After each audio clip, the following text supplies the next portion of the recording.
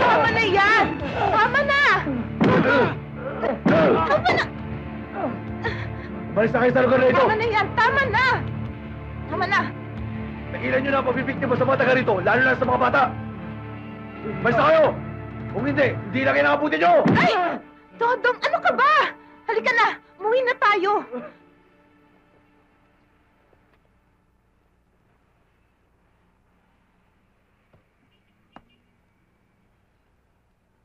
Oh, ano na naman yan? Bawal yan ah! Pag may nakakita, proteksyon ko lang naman to eh. Mahirap na, baka tresyonin ako ng mga nakalabang kong grupo. Pwede ba? Tigilan mo na yan? Oh, ito na ang baon mo. Hindi mo na ako papasok. Bakit? Hanapin ko si Itay. Baka kung saan napadpad yun eh. Wala namang pupuntahan yun dito sa Maynila eh. Saan mo siya hahanapin? Bahala na. Sa Luneta. O sa mga bangke-bangketa dyan. Baka kung saan natulog yun eh. Tsaka nga pala, pag umuwi siya rito, huwag mo nang paalisin. Oh, sige. O, sige na. Mag-iingat ka, ha? Sige. Lad! Sige dun! Oh. Parang pamilyar mukha nito sa akin, ah. Oh, Sarento. Pakibook nga to. Bakit? Nahuli namin. Ano ba ginawa niyan? Ha? Dating gawi. Ha? Natcher. Ano pangalan mo? Sumagot ka! Ano pangalan mo? Tigas, ha? Sige. Kulong na yan. Liga. Bugbog ka ngayon. Sir, siya ho. Siya ho yung mahal sa inyo. O ba si Dodong? Sir. Liga. Mabigat ang binibintang mo, bata. Baka naman may atraso lang sa si Martin at kinakasuha mo siya. Ha? Hindi ko ugali magbintang, Teniente.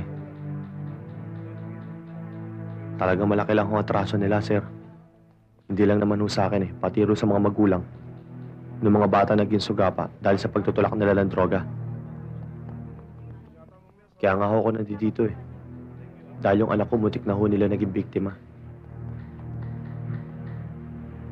Hindi sa ayaw ko maniwala. Pero kung totoo yan, ikaw ang kauna-unang tao ng Barrio 11 ang nag-report tungkol dyan. Paano naman nung magsasalta sa taong naunahan na ng takot? Iniisip ko nga ho eh. Baka may pulis na nagbibigay ng proteksyon sa mga grupo ni na Martin. Dahil sobra na hong garapal at lantara na silang nagbibenta ng mga droga nila. Wala na hong kinatatakutan eh. Baka nga ho pati pulis. Bantay na nila. Hayaan mo. Pag natuklasan kong totoong sinasabi mo, ang totoong pulis na nagbibigay ng proteksyon sa mga sindikatong yan, ikaw ang makakalam. Titimbre ko sa'yo kung sino-sino sila. Pero ingat lang, bata. Medyo mabigat ang kinakalaban mo. Alang ang kaluluwa at walang sinasanto ang mga taong yan. Baka pati pamilya mo madamay. Bagong salta. Nagtatapang-tapangan. May grupo ba siyang kasama ng sinugod ng mga bata mo? Wala ho, sir. Solong katawan lang. Solo katawan lang. Wala kayo nagawa. Ang dami niyo, ah! Nasurpresa kami. Ngayon pa lang, patahimikin niyo na yung taong yun. Nagsimula na siyang gumawa ng ingay. Nagpunta siya sa presinto. Inireport sa akin ang pagtutulak ninyo sa Barrio 11. Ang tingin ko sa taong yun, hindi siya titigil.